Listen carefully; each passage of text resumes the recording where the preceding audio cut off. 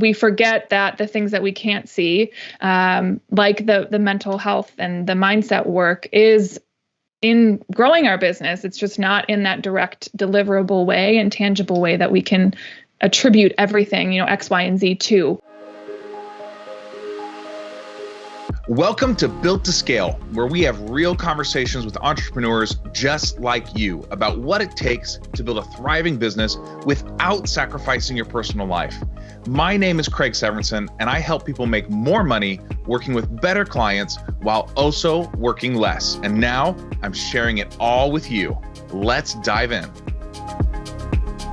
What's up, guys, and welcome to episode 7. Today, we're talking with Kelly Wittman, and I'm really excited about this conversation because Kelly gets real about some issues that really affect a lot of us when we're trying to grow our business. So here are a few things to look out for. Number one, the importance of dropping something that you feel like you should be doing, but maybe isn't serving your business. There's a lot of pressure in our space to do certain things. Maybe you shouldn't be doing all of them. She shares an experience of how she overcame that. Number two, the importance of getting quiet, why it's hard, but why it's also important. And then number three, we talk about how you can overcome the anxiety of niching down so that your business can gain some major traction. I'm really excited for this episode. There's a lot of great stuff in here. Let's dive in. You're explaining it to someone that doesn't know anything though. Like, what's the simplest version of this is what I do? I'm putting you on the spot. That's all right. So I am a brand strategist and designer, and what that means is I help people communicate their business in a clear and consistent manner and show up consistently for their community. Very cool. So do you deal with just I know some strategists are really design focused and some are really design and voice focused. Where do you kind of draw the line in terms of what you do with your clients? Yeah, so we do a little bit of both because I believe showing up, when we think about showing up for our community and doing so consistently and cohesively, it's both that strategy. So the plan for communicating your brand in terms of writing, but then a big piece of communicating the brand and your brand experience is also your visuals. So we dive into the strategy first and get really clear on how they want their brand to be communicated. And then we create visuals that really align and bring that plan and that vision to life through the things that we more traditionally think about when we think of brand, the logos, the fonts, and the colors and all of that fun stuff.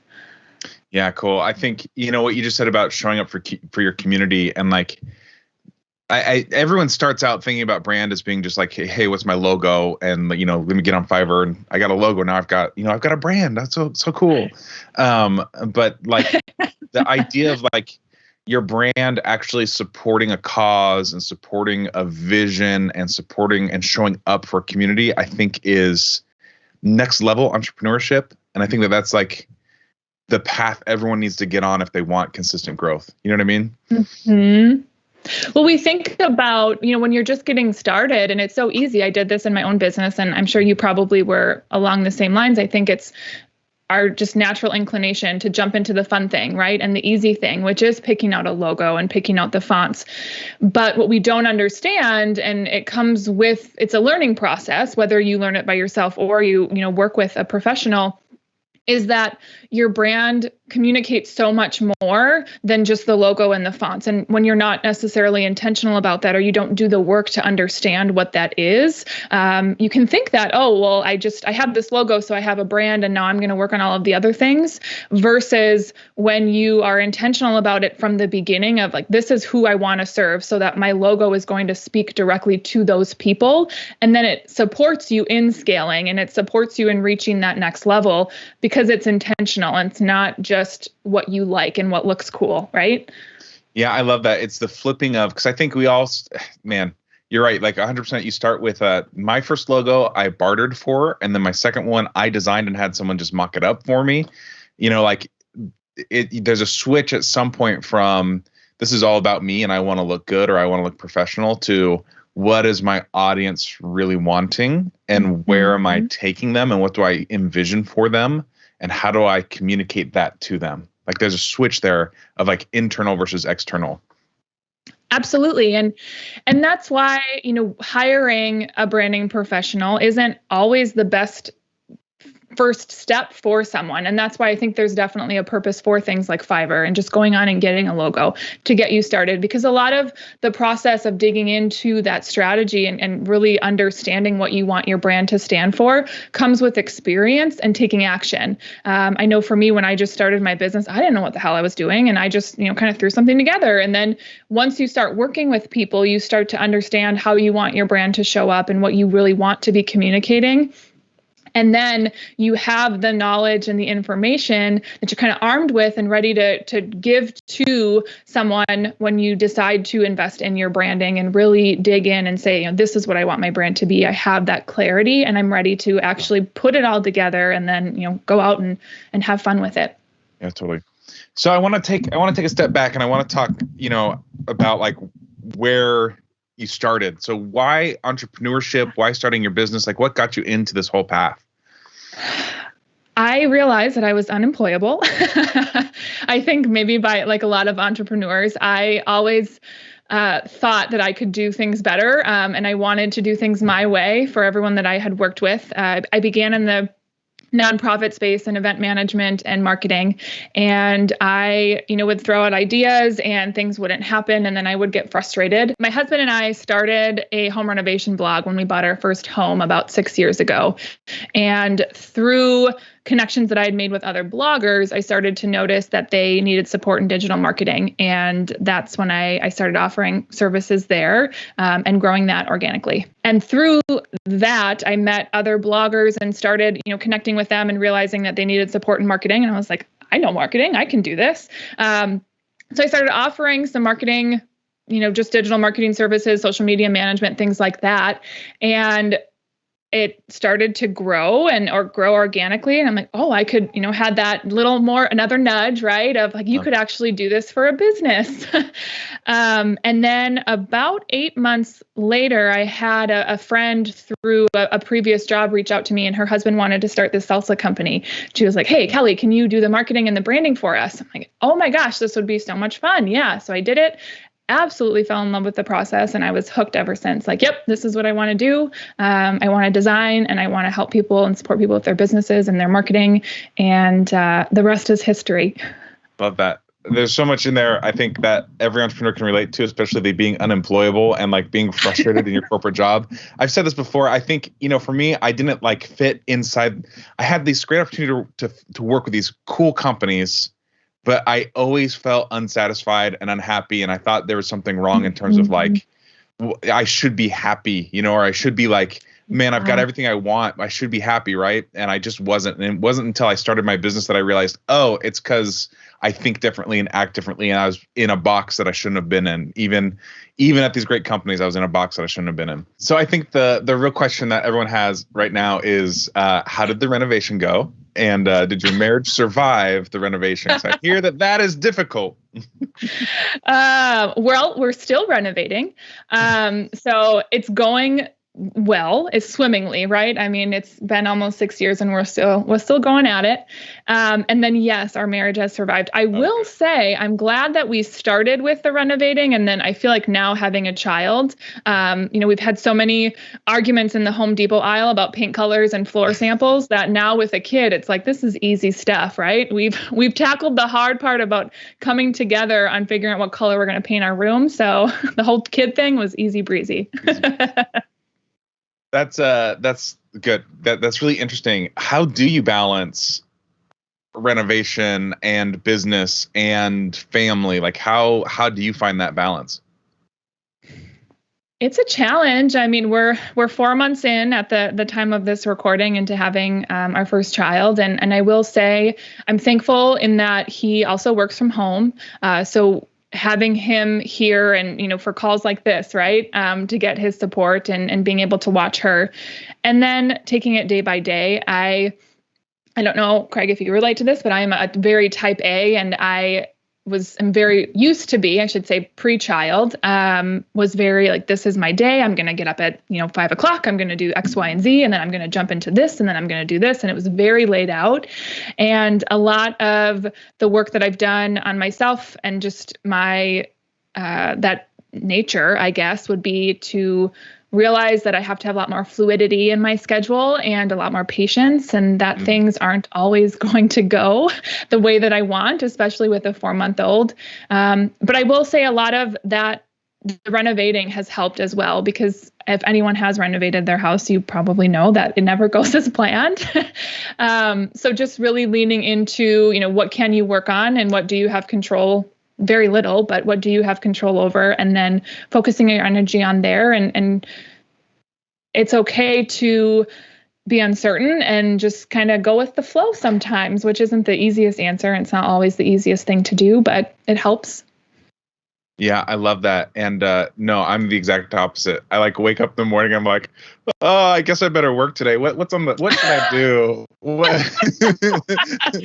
I love that. I'm totally I'm starting to channel that. So I appreciate your honesty. What I've learned, I love what you're saying. And I'm gonna take what you said and turn it a little bit, because I love what you said. And the example that I like to put is it's falling in love with the process, because there's so much you can't control. We talk about make X amount of money or make X amount of clients. And you can't force anyone to buy your stuff. You can't force a lot of these goals that we put. And so to me, it's about falling in love with the process, showing up every day and knowing what needs to be done.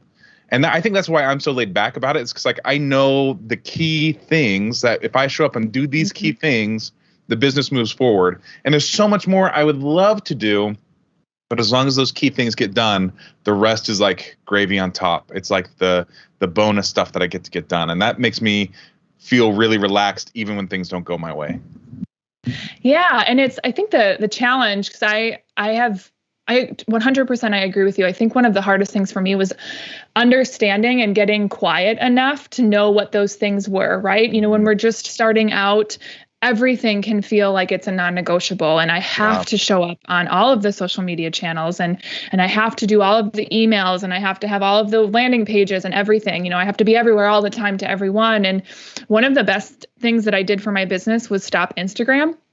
And I did it now a year and a half ago. And it was one of those things of, as a designer, I have to be on Instagram because it's the best way to showcase my work. And I realized that it was such a rabbit hole for comparison and unhappiness. And every time I would get on the platform, I would just feel like crap about the work that I was doing. And it wasn't driving leads, but I felt like I had to be, right? So it was, part of that process, getting quiet and really asking myself, is this moving my business forward? And that answer was no. So why not just, take a break? And then a 2-week break turned into a month, which turns into 2 months, which has now been, a year and a half. And I think we forget to get quiet and ask those questions to really figure out what are the things that are actually moving the needle forward in our business. Thank you so much for saying that. I feel like that is powerful, and it's something that we have all this false pressure on us to perform a certain way. And a lot of it is self-inflicted, but a lot of it is also this hustle culture that entrepreneurialism has, right? And to be able to say, every designer has this pressure to be on Facebook or Instagram, but I looked at it and it's not serving my business, so I'm letting it go. That's powerful and that's inspiring. And so just thanks for saying that. I think that's I learned a similar lesson last year. It's I think as an entrepreneur, especially when you're solo, right? It's the pressure plus there's no one to talk to really. You know what I mean? Even if you have a coach, or even if you have a super supportive spouse, or even if you have, these different aspects, nobody gets it the way you get it. And nobody has all the stuff in your head the way you have all the stuff in your head. So it's really easy to get just locked up in your head and in this cycle. And I love that you said get quiet, because that was my lesson last year, was meditation and just taking time to push those thoughts out, or get them on paper, or just get them out of your head so that you can breathe and you can think about, oh, this is my next step. That's a game changer. And it's so hard, I guess. Well, I want to ask you, did you find it challenging? Because you are since you have more of a natural inclination to be laid back, did you find it easier to get quiet? Because I know for me, it was very challenging. It's still something that I struggle with. Kelly, I interview you. You don't interview me. You're asking me questions now. I don't know about this. I'm joking. But I totally was setting up that joke and I forgot the question. The question was, Did you find it hard to be quiet and to get quiet? Yes. Okay. 100%. Yes. It was, I think meditation is one of those things. So first of all, ever since I started with being an entrepreneur, it's like everyone is constantly telling you meditate, or journal. And I'm like, forget that noise. Like, that's just like, that's not me, And so I just got to a point where I was a ball of anxiety. You know what I mean? Where it was just like everything was just like building up. And meditation, I've discovered, it's one of those things that if you do it once, it doesn't really do much. Sometimes it does, but like it's the practice of doing it that develops patience, and it develops the skill of quieting and calming. I like to think of it this way. If like your emotions are like a roller coaster, the meditation calms that down so that you've got space to just be tranquil. So like if things go wrong, you don't flip out. If things go really well, you don't like go, you're not extreme either way. You like find that happy medium. I notice for me, I can't always tell what it does for me when I do it, but it's when I stop and then I can see that contrast, right? So like if I'm doing my morning routine every morning and part of that is, getting quiet, reading, journaling a little bit, reading a passage, the day goes really smooth but I don't notice it, right? Because it's going smooth. So there's nothing to really like, what the heck's going on? But when I don't do it, it's usually then I can see how it affects the rest of my day. And that's what gets me back into it. So it's hard to maintain that habit because you don't necessarily see the change every day when you're doing it. It's only when it's not happening for me anyways. And that's always my good, like, you need to get back on that train, Kelly. You kind of fell off a little bit. And it's a good reminder. That's a great way of looking at it. For you, how often is like is the cadence? Is this like an everyday thing for you, or is it like once a week? Like how often do you? Every day. I have noticed, especially with having a child and needing to have that.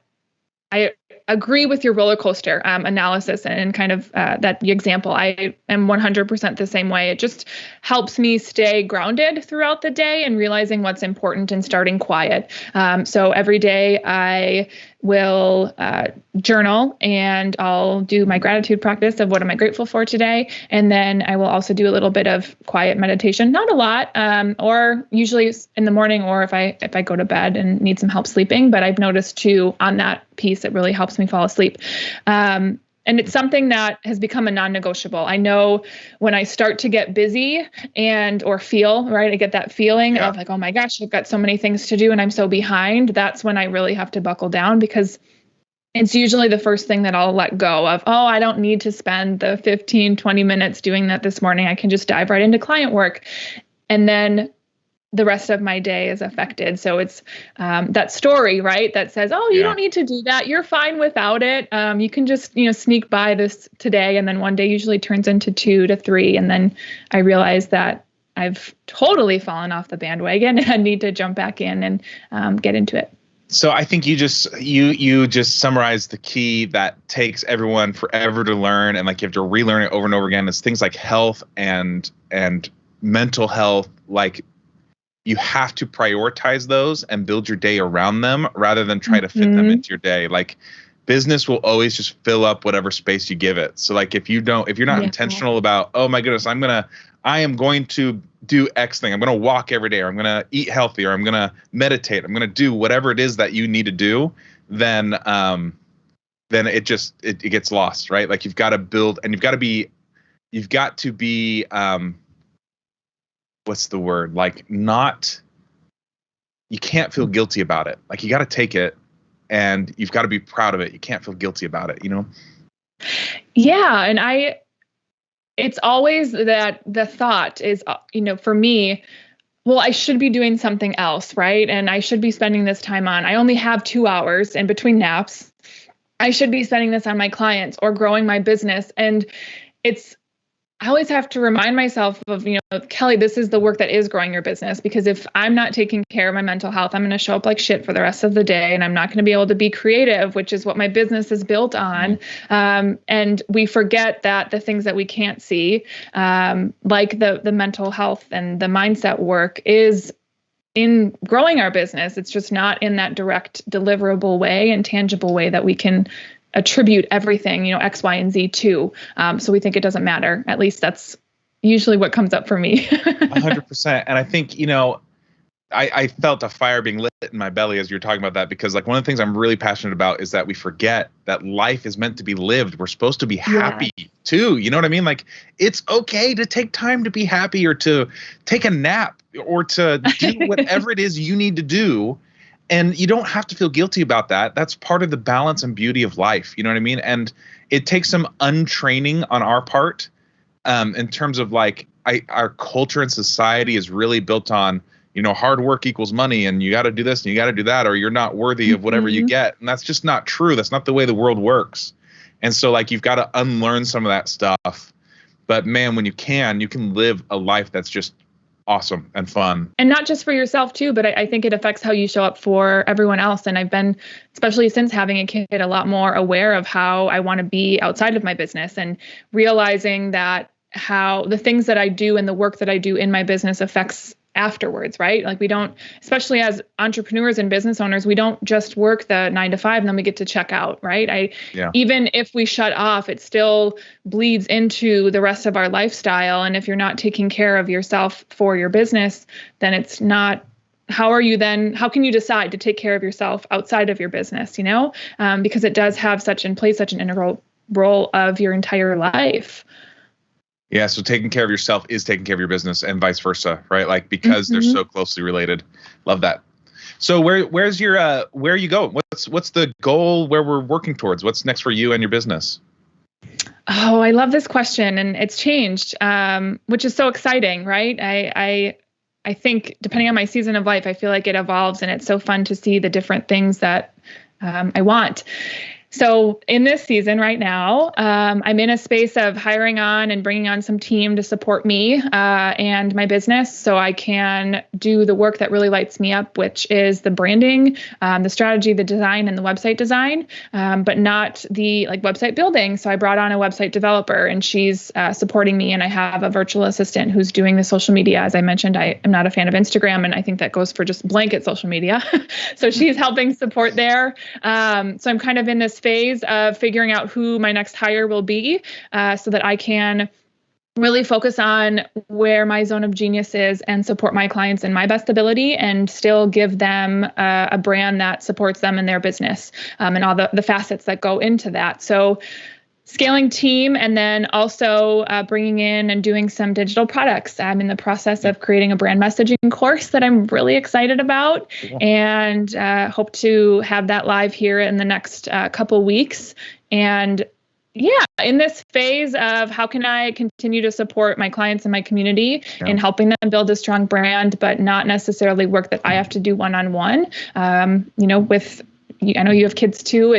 It just shifts your mindset of, how much time do I really want to be working on my business, versus spending it with my daughter and helping her. She's in such a fun age, and I want to be able to give her the attention and the time that she deserves. Love that. And what you're going through is, it's essentially increasing capacity to scale. And I love that you're looking at this as like, how do I grow and how do I make my business scale without sacrificing family time, without sacrificing personal life? So many times the answer to scale for entrepreneurs is, I'll work 40 hours, I'll work 60 hours a week, or I'll work, more. Right. I'll just put in more time.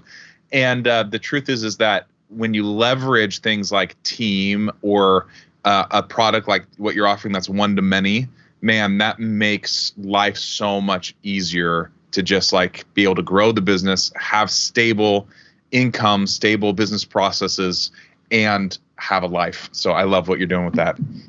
What's been the biggest challenge that you're facing right now? Besides, bringing a human into life and figuring out that whole thing. Besides this giant thing you did, tied to that, I will say, my biggest challenge now is maintaining that.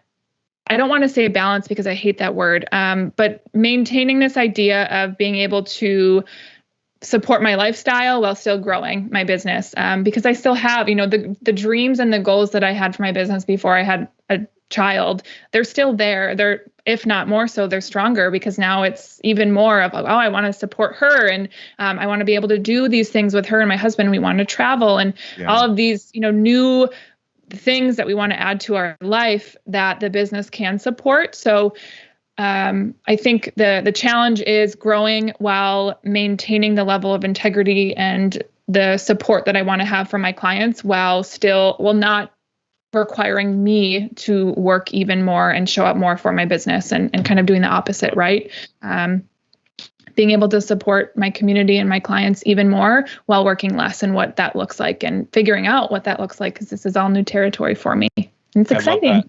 Yeah, I love that because that's, part of what I do with my clients is we do interviews with their clients. One of the things that I found is that lots of times the way we feel that our clients experience value or that we feel the marketplace experiences value from us is not the same. Like what we think and what is the truth is not the same. And once you can figure out, this is what my clients really want from me, it allows you to cut out all this junk and focus on just the core pieces.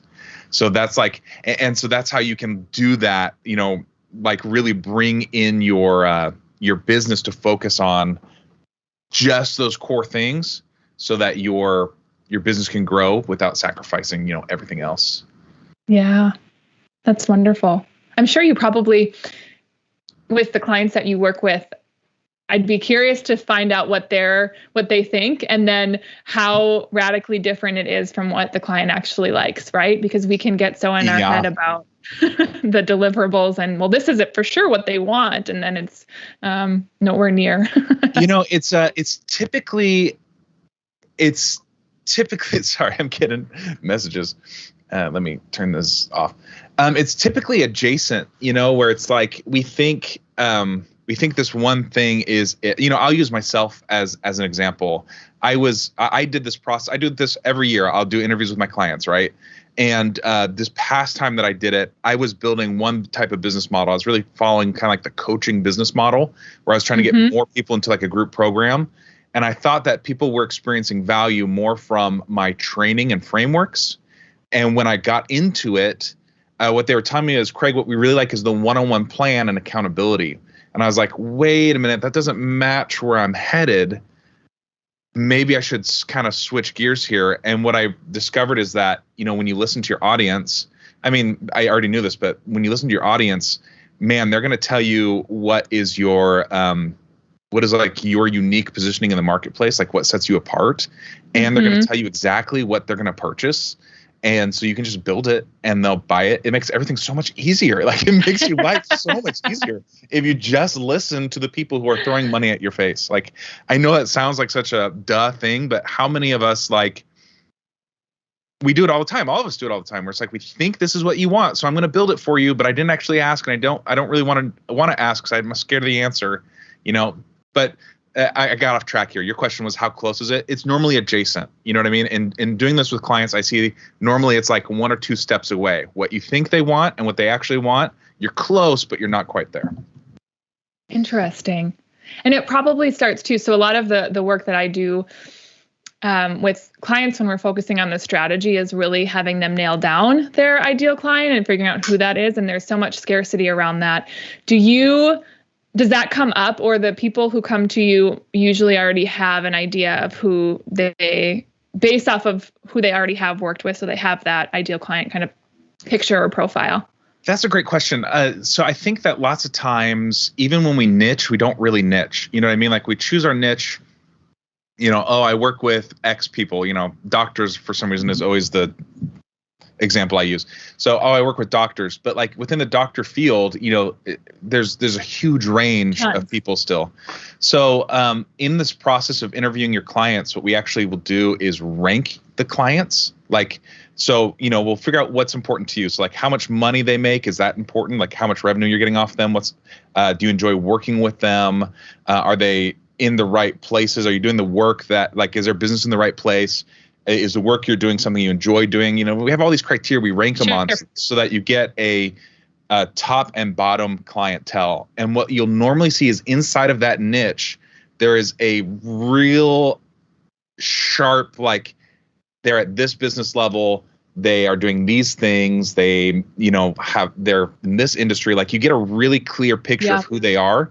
And then those are the people you interview and ask what they want. And then so it's like taking your niche to like a really micro level, and then building your offer around that niche so that you can replicate and grow your client base based off of that kind of like archetype or that type of person. Yep. Yeah, that's awesome. I love that. I get really nerdy. I nerd out on this stuff, so hopefully I didn't bore you with the. No, I love how focused you get, because that's one of the things that depending on, I guess, the phase of business of someone that I work with. Usually, most of the time when it's a new business owner, all of the scarcity comes up around, well, I can't niche down like that. I want to work with everyone, right? That's the thing of, well, I want to work with empty nesters, but on my website, I want to talk to everybody. And I'm like, well, no, you're missing the point, though, because that's the point of niching down, is to really speak to them so that you can have your brand message resonate with that specific type of person. And they know that you're a hell yes when they get to your website and they communicate with you and experience your brand. So I appreciate that you get so narrow focused, and I'm sure it probably helps to reiterate the importance of zoning in on that person, the perfect for you client, and really who you can serve best and support best. So I've got a ridiculous analogy around cookies that you can steal, right? Okay. To explain niching. You ready? Okay. So here's the analogy. You're at a party. There's like tons of people in a room, and they're all in little groups talking, and you baked a wonderful batch of cookies, right? So you walk in and say, hey guys, I've got cookies over here. Who wants cookies? You're in a party. It's loud. You're yelling. Nobody responds. But if you start walking up to the people and the individual groups and saying, hey guys, how you doing? I've got some cookies over here. They're really good. Would you like to try some? Guess what? Every group's going to start buying from you. Or not buying from you. They're going to start eating the cookies, right? So it's the same with niching. If you're in the party just yelling, nobody's going to respond. But if you start going group to group, just start with one group, guess what? You start to see things happen. So that's my ridiculous cookie analogy, but it works. I don't know why. People love it. Well, cool, Kelly. I am going to steal that. Thank you. Steal it. Too. So tell us, if someone wants to learn more about you, they want to work with you maybe, where do they go? Where do they find you? Yes, I would love that. You can head over to my website. It's witandcompany.com. And I have a newsletter called The Branded Chat I send out on a weekly basis. That's usually the best way to engage with me and hop into my community. Awesome. Witandcompany.com, spelled out company, right? Yes. So WITTANDCOMPANY. Awesome. Thank you so much, Kelly. Thank you, Craig. I really appreciate it. You bet. See ya. Thanks so much for listening. If this episode helped you, share with someone who needs to hear it as well. For more information on how you can work with me and great resources for your business, head over to builttoscalehq.com. Join us next time for Built to Scale. And until then, take some fast, focused, imperfect action. I believe in you. I got your back. We'll talk soon.